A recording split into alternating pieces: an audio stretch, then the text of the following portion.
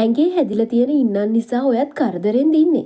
එහෙනම් බලන්නකො මේක කරලා ඔයාගේ ඇඟේ තියෙන ඉන්නන් අඩු වෙයිද කියලා. මේක ඉන්නන් අඩු කරන සුදුලූණු භාවිතා කරලා කරන ක්‍රමයක්. ඔයා කරන්න ඕනි මුලින්ම තරමක් විශාල සුදුලූණු බිකි එකක් අරගෙන හොඳින් පොඩි කරගන්න. පොඩි කරගත් සුදුලූණු මිශ්‍රණය ඉන්නන් මත ඍජුවම ආලේප කරන්න. ඊට පස්සේ ඉතින් ප්ලාස්ටර් එකකින් වගේ මේක හොඳින් ආවරණය කරලා මේ මිශ්‍රණය හොඳින් ඇඟට උරා ගන්නතුරු වේලෙනතුරු පැය කිහිපයක් තියලා සෝද ගන්න. මේක දිනපතා සිදු කරනකොට ඔයාගේ ඇඟේ සිටින ඉන්නන් කෙමින් අඩු වෙලා යනවා. ඔයාගේ ඇඟේ ඉන්න ඉන්නන් අඩු වෙලා යනතුරු ඔයාට මේක දිගටම දිනපතා කරන්න පුළුවන්. හැබැයි ඔයාගේ සමේ විශාල දැවිල්ලක්, රතු වීමක්, පිලිස්සීමක් හෝ කැලලි ඇති වුණොත් වහාම භාවිතය නතර කරන්න. මොකද ඇඟේ සිටින ඉන්නන් පුද්ගලයාගෙන් පුද්ගලයාට වෙනස් නිසා ඒක සුව කරන ආකාරات වෙනස් වෙන්න පුළුවන්. මුහුණ, ලිංගික ප්‍රදේශ වගේ සංවේදී ස්ථානවල ඉන්නන් සිටිනවා නම් ඒව මත ආලේප කිරීමෙන් වළකින්න. ඒ වගේම